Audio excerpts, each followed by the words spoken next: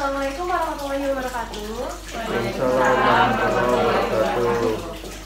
Perkenalkan, nama saya Eva Nurul Fadila. Saya dari Universitas Muhammadiyah Profesor Dr. Hamka. Saya prodi gizi. Bermaksud di kediaman saya sendiri mengumpulkan adik-adik semua, adik-adik remaja semua, dan bapak ibu orang tua remaja untuk mengedukasi gizi tentang pola hidup sehat pada remaja di era modern. Sebelum saya memaparkan materi, saya sudah mengirimkan pretest di grup WhatsApp. Silakan isi pretest terlebih dahulu. Saya beri waktu kurang lebih 10 menit. Baik, silakan isi dulu pretestnya. Apakah adik-adik dan bapak ibu sudah selesai semua? Ya. Bapak, apa sudah selesai? Sudah. Sudah. Baik. Ini di screenshot nggak? Tidak usah, tidak apa-apa. Sebelum saya mengisi materi, saya ingin membagikan leaflet yang berisi materi pada hari ini. Baik.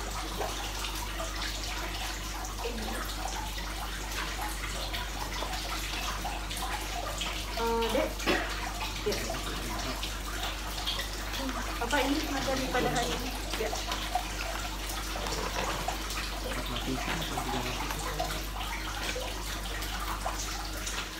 Baik, saya akan membawakan materi edukasi gizi tentang pola hidup sehat pada remaja di era modern.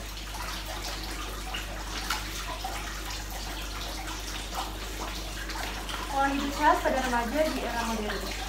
Perilaku hidup sehat termasuk membiasakan diri memberikan asupan makanan sehari-hari secara benar dengan prinsip gizi seimbang dan jumlah yang adekuat.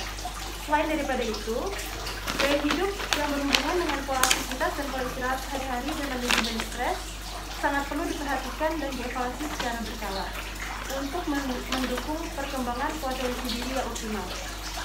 Nah, terkait dengan hal ini, remaja perlu menjadi perhatian kita bersama, khususnya para orang tua remaja yang di sisi lain karena remaja yang masih ingin menemukan jati diri dan ingin kebebasan, perlu dibekali dan diingatkan secara terus-menerus akan pentingnya hal ini.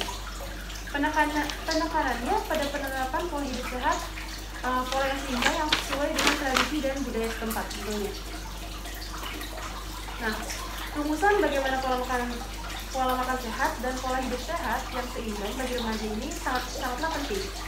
Remaja sebagai generasi muda penerus merupakan populasi yang sangat berperan penting untuk berlangsungnya kejayaan bangsa dan negara di masa depan. Selanjutnya saya akan membahas tentang materi pola makan.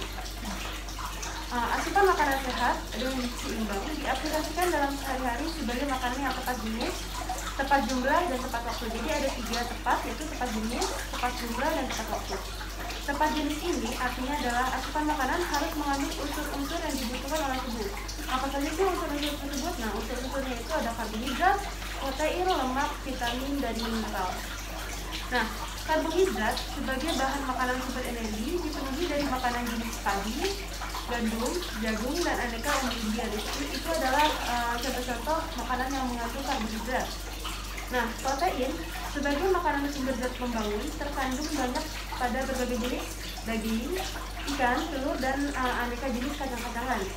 Sedangkan lemak banyak terdapat pada daging, kelapa, dan buah alpukat.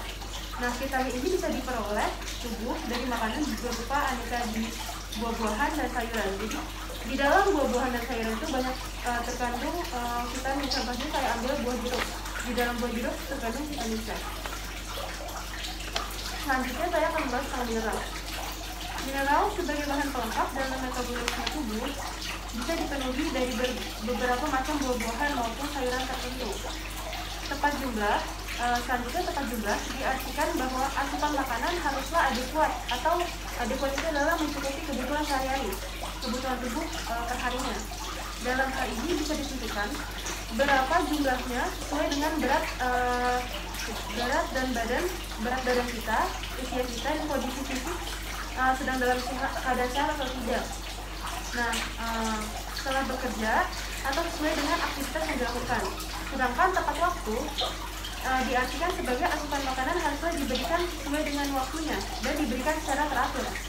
Artinya ada waktu makan pagi, siang, dan malam yang berulang setiap harinya. Dalam hal asupan makanan ini seringkali terjadi asupan yang tidak tepat atau tidak sesuai dengan kebutuhan tubuh remaja. Nah, karena tidak tepat itu, maka tentunya terjadi hal yang tidak baik terhadap tubuh remaja tersebut. Nah, karena terjadi hal yang tidak baik, maka ada ketidaksesuaian dalam tubuh remaja. Jumlah yang kurang dari yang dibutuhkan. Karena itu, remaja khususnya perempuan takut menjadi gemuk atau overweight, dan mereka sangat menjaga penampilan fisik. Jenis yang dikonsumsi tidak lengkap karena kekurangan pengetahuan mereka tentang gizi dan jenis makanan. Jadi karena mereka tidak mengetahui jenis dan gizi makanan, maka dia tidak mengonsumsi makanan yang lengkap seperti karbohidrat, protein, lemak, dan sebagainya. Dan waktu tidak pas karena kondisi tertentu, misalnya sedang dalam suatu aktivitas yang tidak bisa disela atau ditunda, atau karena kebiasaan yang salah berupa makanan pada saat merasa lapar. Jadi terkadang adik-adik ini, remaja ini juga suka makan saat merasa tidak lapar juga makan kadang-kadang. Merasa lapar juga lapar. Jadi dalam satu hari itu makannya bisa melebihi 3-4 kali makan besarnya. Padahal dia disarankannya itu untuk karbohidrat itu 2-3 porsi saja per harinya. Selanjutnya, kondisi kehidupan remaja di perkotaan dan kebiasaan tentunya berbeda-beda. Begitu juga kebiasaan dan budaya makannya pun tidak sama. Remaja di perkotaan banyak terimbas oleh tradisi makan yang berbeda dengan tradisi makan kita, yang makan yang di pedesaan gitu. Banyak remaja yang menerapkan pola makan dan jenis makanan yang asing, berupa makanan cepat saji, fast food, makanan junk food yang isinya itu tidak seimbang gitu antara karbohidrat, lemak, dan sebagainya itu. Nah, contohnya seperti makanan dan minuman yang mengandung zat aditif seperti pengawet, pemanis, pewarna, dan zat kimia lainnya. Makanan yang mengandung banyak lemak seperti banyak garam dan gula itu seperti pizza, donat, kue-kue kering, roti, sosis, pasti, dan lain-lain. Kurangnya makanan tradisional yang mengandung unsur karbohidrat, sayuran, dan buah. Terkadang makanan tradisional itu juga kurang unsur karbohidrat, sayuran, dan buahnya. Makanan jenis jajanan makanan kecil yang banyak unsur pedas dan panas, seperti bakso, seblak, ramen, dan mie. Minuman yang banyak mengandung soda atau alkohol. Nah, sekarang saya akan membahas tentang tumpang gizi seimbang. Bisa dilihat di lipat ada gambar tumpang gizi seimbang. Saya akan menjelaskan tentang tumpang gizi seimbang. Tumpang gizi seimbang ini terdiri dari 4 lapisan. Nah, dari puncak tumpang hingga ke bagian dasarnya akan semakin melebar bentuknya itu. Nah, itu mengartikan bahwa semakin besar area lapisan tumpeng, gizi tersebut akan semakin dibutuhkan dalam jumlah yang banyak. Selain itu, setiap orang juga membutuhkan kebutuhan gizi yang berbeda-beda. Oleh sebab itu, penting untuk menghitung kebutuhan kalori agar bisa memperkirakan berapa banyak porsi makanan yang kita perlukan perharinya. Di bawah ini merupakan penjelasan tentang tumpang gizi seimbang. Saya akan menjelaskan selanjutnya. Pertama, saya akan menjelaskan tentang makanan pokok. Makanan pokok itu seperti umbi-umbian, nasi, jagung, dan sebagainya. Nah, makanan pokok ini adalah lapisan terbawah tumpeng dengan gambar jagung, nasi, singkong, ubi, dan umbi-umbian lainnya. Normalnya porsi makanan pokok yang dianjurkan adalah 3-4 porsi. Mohon maaf tadi saya ada kesalahan di awal. Jadi untuk makanan pokok itu 3-4 porsi dalam 1 hari. Jadi bukan dalam 1 kali makan, tapi dalam 1 hari. Selanjutnya ada buah dan sayuran. Setelah makanan pokok, lapisan dari tumpang gizi seimbang yang juga membutuhkan jumlah banyak, yaitu buah-buahan dan sayur-sayuran. Pada dasarnya, hampir semua jenis buah dan sayur mengandung berbagai vitamin dan mineral. Vitamin dan mineral dalam buah sayur ini sangatlah penting bagi tubuh, yaitu untuk proses metabolisme fungsi tubuh. Anjuran konsumsinya itu adalah 3-4 porsi dalam 1 kali makan. Sementara untuk porsi buah itu, 3-4 porsi per hari untuk sayur, dan untuk buah adalah 2-3 porsi per harinya. Selanjutnya ada protein. Protein ini merupakan zat pembangun yang penting bagi kesehatan tubuh. Selain itu, protein juga menjadi sumber energi yang dapat menghasilkan sekitar 4 kilokalori dalam 1 gram proteinnya. Maka dari itu protein ini tidak boleh terlewat untuk dikonsumsi per hari. Untuk porsinya per harinya itu kita membutuhkan 2-4 porsi makan protein per hari. Contoh dari protein seperti ikan, telur, susu, protein nabatinya mungkin ada tempe gitu. Selanjutnya garam, gula, dan minyak atau lemak. Garam, gula, minyak atau garam, gula, lemak. Nah, pada puncak piramida makanan tumpeng, Anda akan melihat gambar sendok gula, garam, dan minyak. Area gambar yang sempit menandakan bahwa Anda tidak boleh terlalu banyak mengonsumsi ketiga jenis makanan tersebut. Agar Anda lebih mudah mengingatnya, itu bisa disingkat sebagai GGL atau gula, garam, lemak. Untuk gula, maksimal 4 sendok makan atau 50 gram per orang per harinya. Jadi kita sebagai orang itu per harinya itu hanya boleh mengonsumsi 50 gram gula per hari atau setara dengan 4 sendok makan. Sedangkan pada garam hanya boleh maksimal 1 sendok teh setara dengan 5 gram. Dan pada minyak atau lemak hanya boleh dikonsumsi 5 sendok makan atau setara dengan 67 gram per harinya. Perlu diingat bahwa kita harus mempertimbangkan kadar gula, garam, dan lemak. Sedangkan pada zaman sekarang ini, pada zaman modern ini, banyak sekali makanan cepat saji yang beredar, seperti contohnya dessert dan lain-lain. Nah, seperti minuman kemasan jadi sekarang banyak yang dijual di sekeliling kita. Terus ada makanan kemasan dan cemilan harian. Nah, hal ini juga dalam makanan kemasan, makanan cepat saji, minuman kemasan dan cemilan harian tersebut terdapat garam dan gula dan minyak yang kadarnya itu melebihi batas, jadi lebih tinggi gitu. Selanjutnya ada air putih.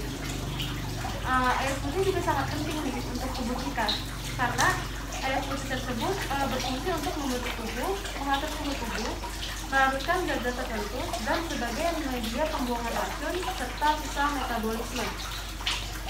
Umumnya nih, setiap orang direkomendasikan untuk minum air putih sekitar 8 gelas per hari. Tujuannya apa sih? Nah, tujuannya itu adalah untuk mencegah dehidrasi yang nantinya bisa berkembang menjadi masalah kesehatan yang serius. Seperti itu. Nah, tadi saya sudah membahas tentang gizi seimbang. Sekarang saya membahas tentang gejala penyakit atau kelainan akibat asupan makan yang tidak seimbang. Nah, pertama, karena asupan yang tidak seimbang ini bisa menyebabkan hipersensitivitas. Nah, apa sih itu hipersensitivitas? Hipersensitivitas itu adalah suatu gangguan reaksi tubuh terhadap makanan, termasuk di dalamnya adalah alergi makanan dan intoleransi terhadap makanan. Alergi makanan akan mempengaruhi sistem imunitas tubuh yang merespon makanan sebagai zat toksik atau zat beracun. Reaksi yang melibatkan antibodi ini akan memicu gejala seperti eczema pada kulit, sesak napas, reaksi anafilaksis, bahkan dapat menyebabkan kematian secara umum. Nah, kalau hipersensitivitas terhadap makanan, baik alergi makanan dan intoleransi terhadap makanan juga mempengaruhi kesehatan dan tingkah laku seseorang. Nah, penelitian dari Stevenson tahun 2007 melaporkan bahwa makanan natural dan artifisial dapat menimbulkan masalah psikologis, autism, dan ADHD atau Attention Deficit of Hyperactivity Disorder. Nah, selanjutnya intoleransi makanan. Intoleransi terhadap makanan biasanya diakibatkan oleh konsumsi secara rutin makanan yang tidak cocok atau intoleran. Jadi intoleran itu adalah tidak cocok oleh intoleransi yang tidak cocok oleh seorang dalam jangka panjang. Nah, makanan yang tidak cocok ini bisa menimbulkan reaksi seperti radang dengan derajat rendah pada seluruh tubuh secara kronik. Gejala akan muncul secara perlahan dan sering tidak dirasakan oleh seseorang. Reaksi tubuh terhadap makanan yang intoleran atau yang tidak cocok tersebut juga melibatkan sistem imunitas. tubuh akan bereaksi seperti halnya tubuh dimasuki oleh zat toksik atau beracun, namun secara perlahan. Nah, gejalanya itu seperti gangguan tingkah laku, gangguan konsentrasi, cepat lelah, gangguan kulit kronis, batuk pilek, dan sebagainya. Selanjutnya, ada gangguan lain jika asupan dalam tubuh kita tidak seimbang, yaitu overweight atau obesitas. Nah, overweight dan obesitas merupakan gejala yang diakibatkan oleh pola makan dengan jumlah yang berlebihan atau jenis yang tidak tepat. Nah, overweight ini merupakan gejala berat tubuh melebihi berat badan yang disarankan secara kesehatan. Sedangkan obesitas merupakan kondisi overweight yang berlangsung lama dengan kelebihan berat yang banyak. Asupan makanan ditetapkan sebagai salah satu unsur vital untuk penanganan kelebihan berat badan, overweight, atau kegemukan obesitas. Oleh karena itu, kita sebagai saya sebagai mahasiswa dan adik-adik semua sebagai remaja juga harus menjaga gizi seimbang dengan menerapkan isi piringku. Selanjutnya ada pola hidup sehat, pola aktivitas, pola istirahat, dan manajemen stres merupakan komponen penting yang perlu dilakukan intervensi atau pencegahan yang secara berkala. Masyarakat atau kita sebagai remaja perlu diingatkan secara terus-menerus akan pentingnya gaya hidup sehat. Konsep yang seimbang. Jadi untuk menerapkan pola hidup sehat, kita harus menerapkan konsep seimbang. Dalam hal ini, konsep seimbang adalah seimbang dengan lingkungan yang sangat berpengaruh terhadap pembentukan gaya hidup kita. Dasar dari gaya hidup sehat seimbang adalah perilaku santun terhadap diri sendiri, orang lain, dan lingkungan. Kesadaran akan menjaga lingkungan harus ditemukan dimulai dari individu pribadi dan dikembangkan pada lingkungan keluarga serta lingkungan masyarakat secara kolektif. Jadi sebelum kita kasih tahu ke papa mamanya, mungkin kasih tahu ke teman-temannya, ini aku habis edukasi ini seimbang, tapi kita harus menerapkan kepada diri kita sendiri bahwa pentingnya pola hidup sehat tersebut, begitu.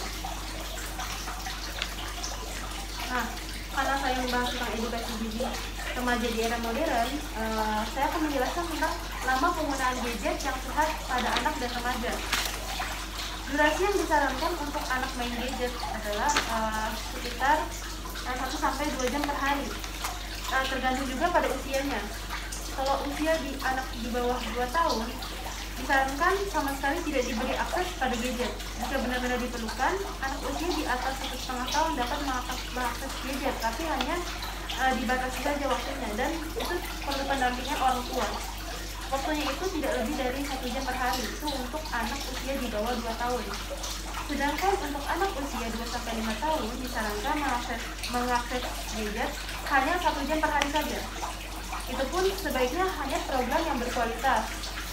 Nah, untuk anak usia 6 tahun ke atas boleh bermain gadget, tapi dengan waktu yang sudah disepakati bersama orang tua. Jadi adik-adik remaja ini boleh juga bermain gadget, tapi masih dibatasi dan dengan kesepakatan orang tua, misalnya hanya pada akhir pekan atau misalnya hanya 2 jam per hari.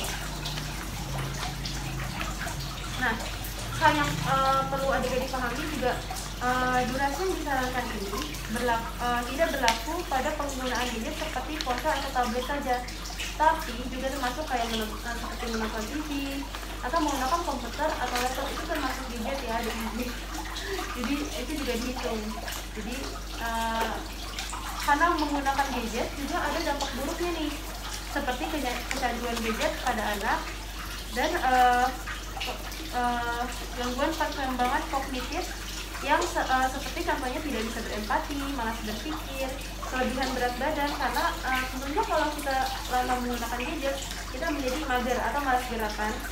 Jadi kalau misalnya itu berlangsung lama bisa menimbulkan kelebihan berat badan.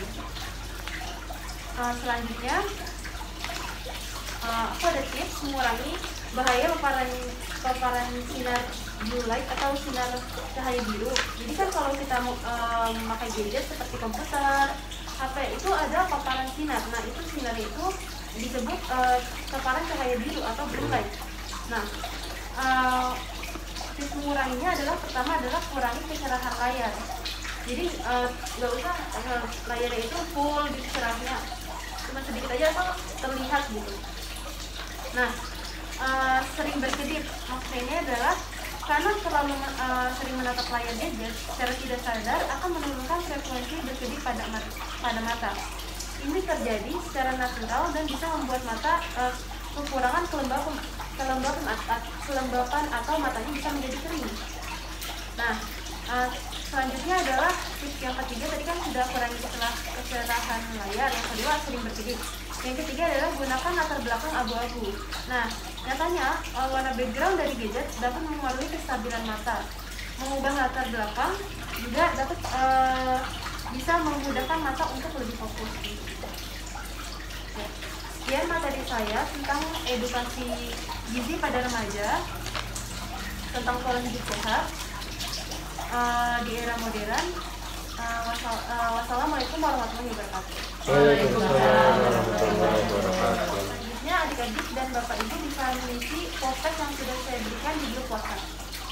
Saya beri waktu 10 menit dari sekarang.